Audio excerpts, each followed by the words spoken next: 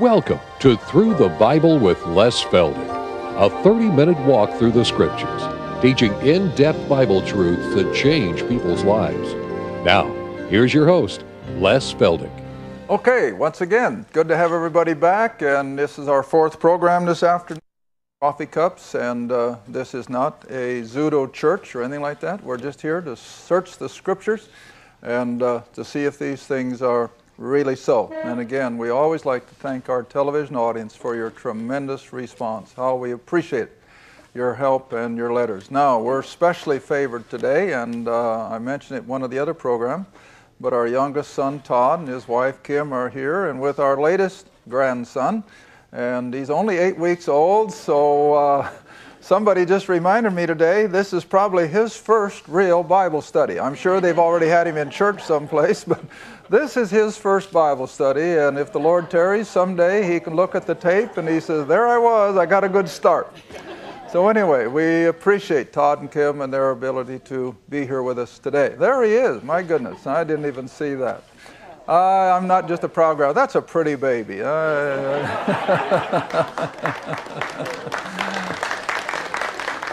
Okay, now then, back to the things at hand.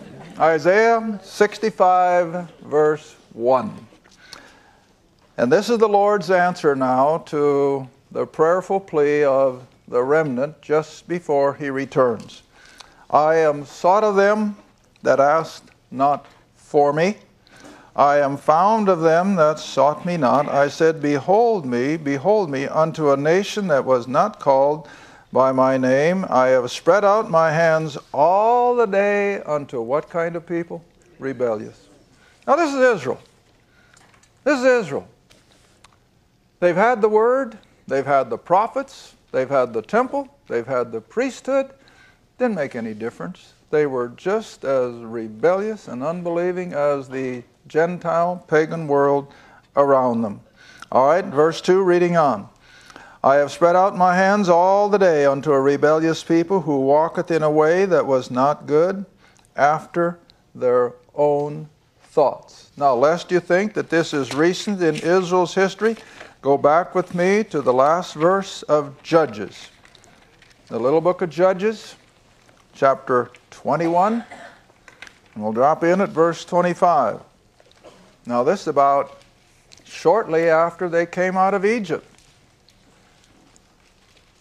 About 400 years before King David. Joshua, chapter 21, verse 25. Now this is unbelievable.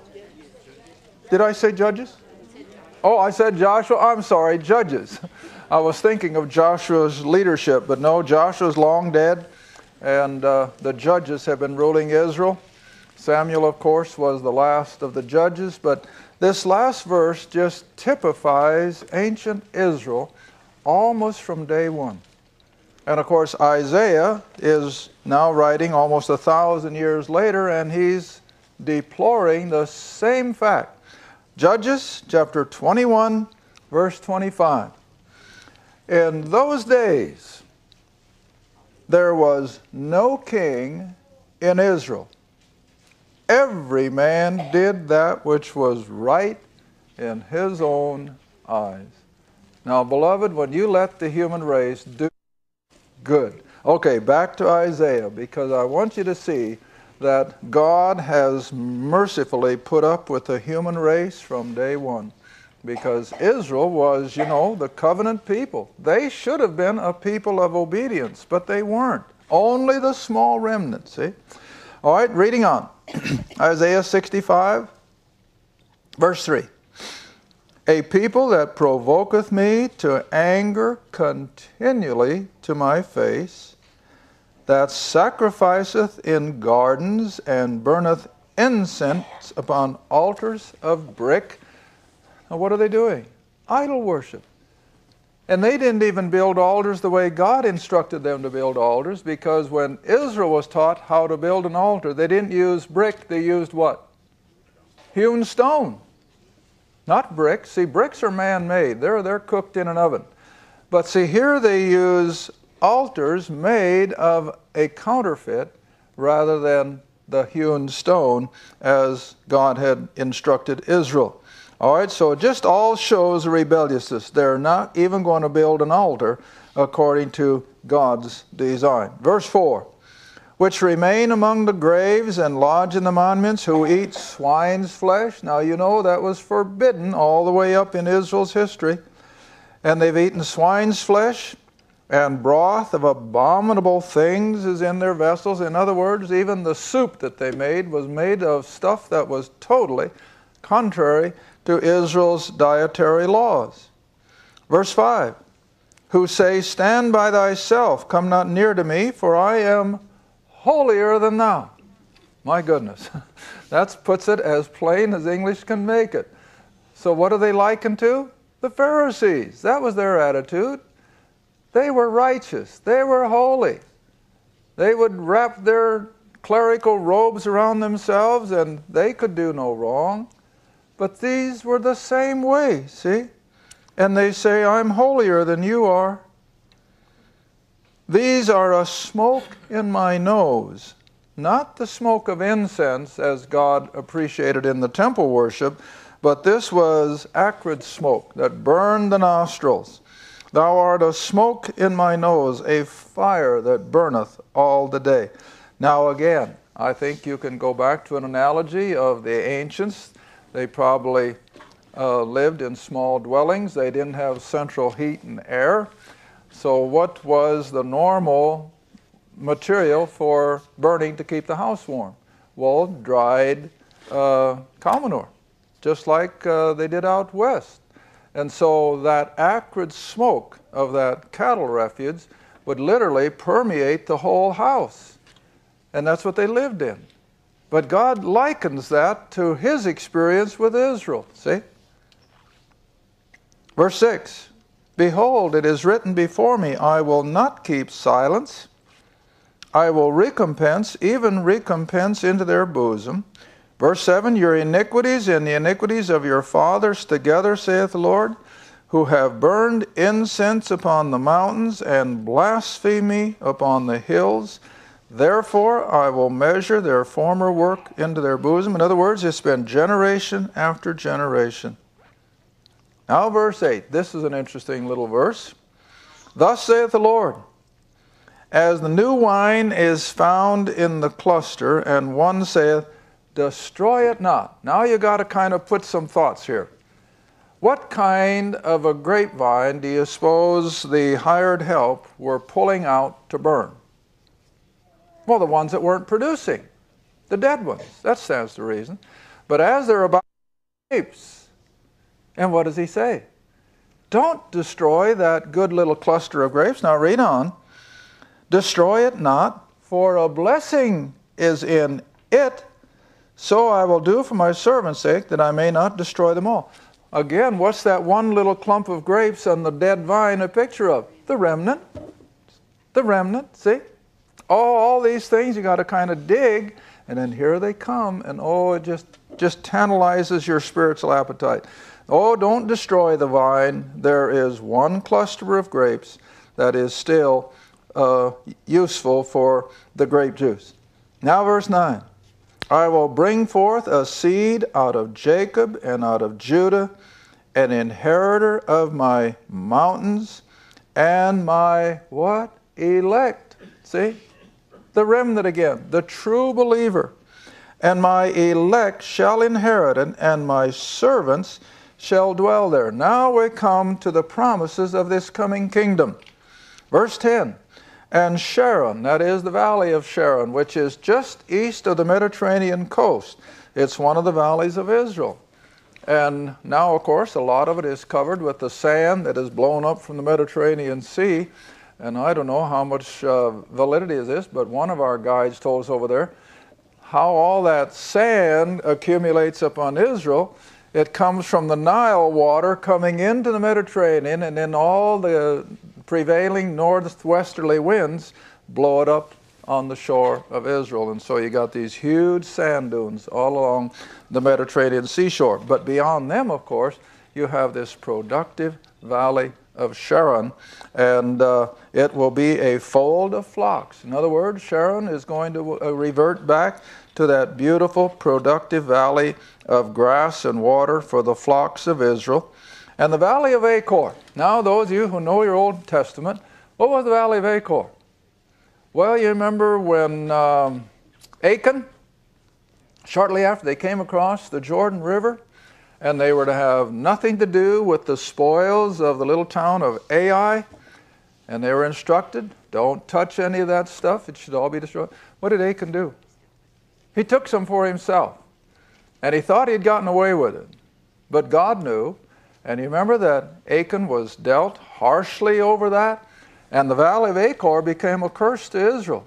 It was just something that was avoided.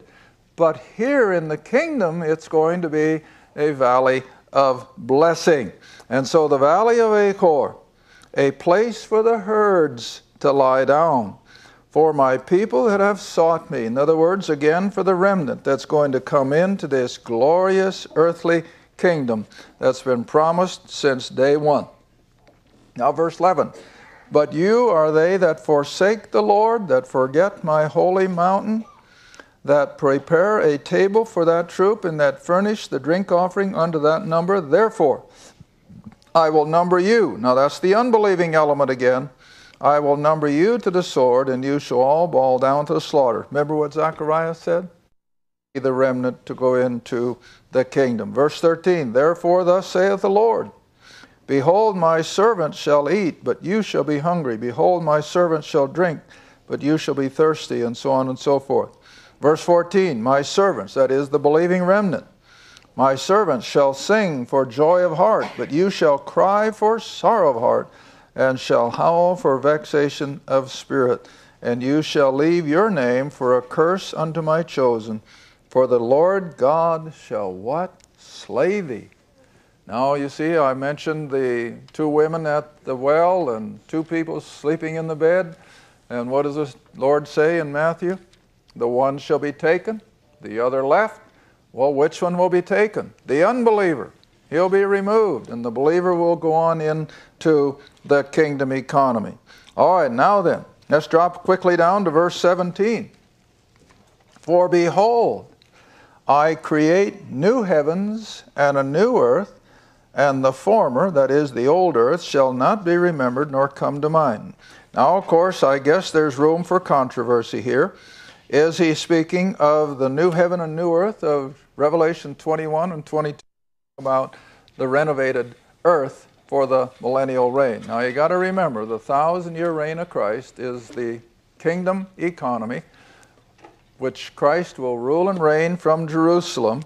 And then at the end of that 1,000 years, you see, according to Revelation, now of course the Old Testament prophets knew nothing of that, but after the end of the millennium, now let's go back to Revelation and take a look at that, if we'll try to take time for it.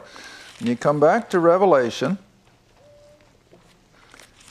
and here we find that after the 1,000 years are over, Revelation 20,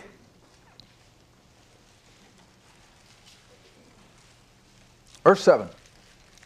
Revelation 20, verse 7. Revelation 20, verse 7. Now remember, it's going to be heaven on earth because Satan has been locked up. There has been no one to tempt them. They've had perfect environment. They've not been tempted to sin or to rebel until he's released. And then for a little while, he's going to again confuse the multitudes. All right, verse 7 of Revelation 20. And when the 1,000 years are expired, that's the kingdom, the millennium, Satan shall be loosed out of his prison. He'll go out to deceive the nations who are in the four corners of the earth, Gog, Magog, all of them, to gather them together to battle. And it's just a race about the beloved city, which of course is Jerusalem. But this time God wastes no time. Fire comes down from God out of heaven and devoured them. Satan, of course, is consigned to the lake of fire. Then you go through the great white throne, preparing everything for the coming eternal bliss of both Israel and the Gentile world. Now you come into chapter 21, and now John prophetically sees a new heaven and a new earth. And I don't think it's the new heaven and new earth that Isaiah is referring to. He's referring to the 1,000-year earth which will be renovated. But this will be brand new. I saw a new heaven and a new earth, for the first heaven and the first earth were what? Passed away.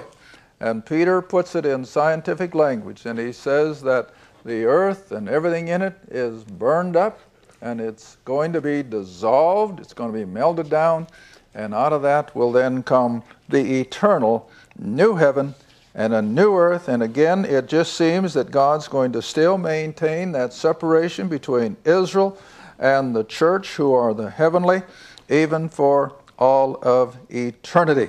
But whatever. Back to Isaiah, quickly now. We only got about half the program left already.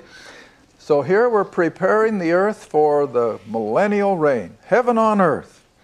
And it's going to be an earth of tremendous production. There will be no want. There will be no sweat of the face. It's going to be an easy production, and food will be in abundance everywhere. All right, verse 19, Isaiah 65. I will rejoice in Jerusalem and joy in my people. The voice of weeping. There shall be no more thence an infant of days, nor an old man that hath not filled his days. In other words, death will be almost unknown in this 1,000-year period. Where a child shall die 100 years old. In other words, at 100, they're still just as vibrant as a child. But the sinner being 100 shall be accursed, which means there might be a possibility of someone having to be removed. I think it's going to be so rare that the Scripture really doesn't deal with it all that much. All right, now verse 21. It's going to be a kingdom. They shall plant vineyards and eat the fruit of them.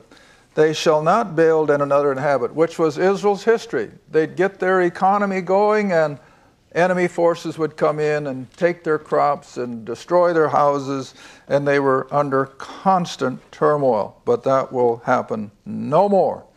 Verse 22, reading on, for as the days of a tree are the days of my people, and my elect shall long enjoy the work of their hands. In other words, I think they'll live the whole 1,000-year period of time, even as they did back before the flood. Verse 23, they shall not labor in vain, nor bring forth for trouble, for they are the seed of the blessed of the Lord, and their offspring with them. Now verse 24. Now this is a perfect parallel with John's Gospel, chapter 14. And it shall come to pass, speaking, I will hear. Now I think I got time. Let's go up to John's Gospel, because this has been such a confusing thing for so many people, and they can't get it through their thinking that Christ was looking forward to the kingdom time when he said so many of these things.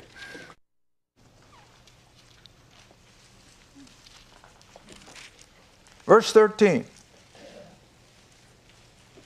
Now this will all become a reality in this kingdom economy, when Christ is ruling and Satan is locked up, and every Jew will be in a special manifestation of God's grace and power. Verse 13. The Lord is speaking, and he says, whatsoever you shall ask in my name, that I will do, that the Father may be glorified in the Son. If you shall ask anything in my name, I will do it. What does that mean? Whatever they want. All they have to do is speak it, providing, of course, it's within common sense, and I think that's going to be a given. But it's going to be the time when all their prayers will be answered as if they had merely had the thought. Okay, back to Isaiah quickly now for the last verse in chapter 65. And this is a perfect parallel for Isaiah chapter 11. Verse 25. Isaiah 65. The wolf and the lamb shall feed together. Now this isn't just pie in the sky. A lot of people poof at this and they say, well, that's just a figure of speech. No, it is not. This is going to become a literal reality when God will literally change the digestive system of the wild animals, where they will not eat of other living things. Isaiah 11 says that they will eat of everything that grows naturally, the herbs and the grasses and so forth. All right, the wolf and the lamb shall feed together, and the lion shall eat straw like a bullock. His whole digestive system will be transferred from carnivorous to eating forage. And dust shall be the serpent's food. Now, we know that the serpent will not be active in the kingdom, so this, of course, is simply a play on words, that the serpent will not enjoy all these good things of the kingdom. They shall not hurt nor destroy in all my holy mountain or in my kingdom, saith the Lord. All right, now let's go into the final chapter of Isaiah. And remember that Isaiah is 66 chapters long, and our Bible is 66 books, so there is a parallel. Verse 1, Thus saith the Lord, The heaven is my throne, the earth is my footstool. Now, what is that a significance of? His sovereignty. The earth is just His footstool. It's just a little marble out of all of God's creation, and it's His. The earth is my footstool. Where is the house that you build unto me, and where is the place of my rest, and so forth. All right, I'm going to skip now so we get a little closer to the end. Verse 5, Hear the word of the Lord, ye that tremble at His word. Your brethren that hated you. Wow, what do we got there again? The little remnant has been hated by the majority. And we're seeing the same thing today. Even amongst Christendom, even in the realms of Christendom, the true believer is more and more being scorned by the masses. They think we're odd. They think we're narrow-minded, and they don't literally take this book to be true. My goodness, we just had a lady share with us during break time, where she was in a church out near the East Coast, where they gave their Sunday school kids the lesson that they came from apes, evolution. If they wanted to teach creation, they could believe it if they want to. But listen, this is happening in churches. This is apostasy. And it's coming in like a flood. That's one of the worst ones I've heard, but I've heard a lot of them almost as bad. But beloved, it's always been this way. Even in ancient Israel, the true believer was scorned and ridiculed by the majority. All right, read on. Verse 5 again, Hear the word of the Lord, ye that tremble at His word, your brethren that hated you, that cast you out for my name's sake, said, Let the Lord be glorified. But He shall appear to your joy, and they shall. I think I can take the time. Go all the way up to 1 Peter. Makes the same analogy, and this is New Testament. 1 Peter 2, verse 6. 1 Peter 2, verse 6.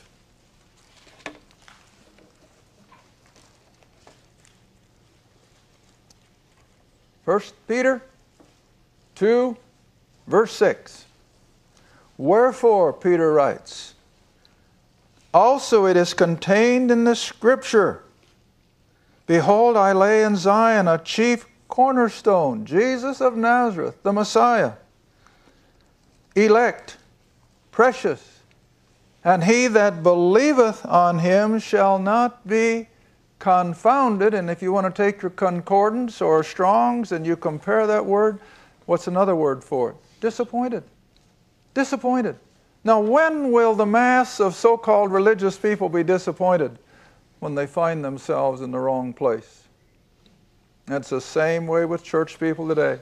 When they slip out into eternity, they're going to be disappointed. They're not going to be where they thought they were going. Okay, we're down to 2 minutes. Let's move on up into chapter 66. Verse 7. Verse 7. Before she travailed, she brought forth. Before her pain came, she was delivered of a man-child. Who are we talking about? Israel. And what's the man-child? Christ's birth at Bethlehem. See? Now verse 8. Who hath heard such a thing? Who hath seen such things? Shall the earth be made to bring forth in one day? Or shall a nation be born at once? For as soon as Zion travailed, she brought forth her children. Now we're jumping up from the miracle of Bethlehem to the super miracle of the second coming and Christ establishing his kingdom and the saved of Israel entering into all the promises that they've been looking for. And how long is it going to take to happen? In an instant.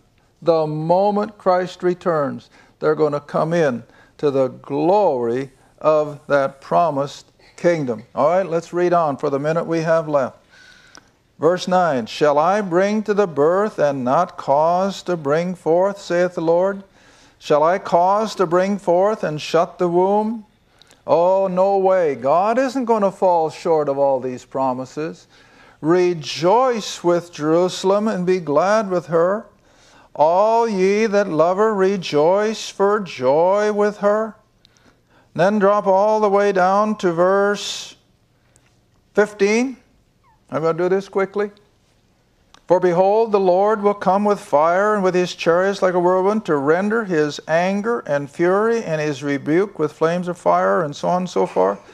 But verse 17, for those who are believers, they that sanctify themselves and purify themselves in the gardens behind one tree in the midst, eating swine's flesh and so forth. Verse 18, for I know their works and their thoughts. It shall come that I will gather all nations and tongues, and they shall come and see my glory. When will it happen? At his second coming. And we're getting closer and closer every day.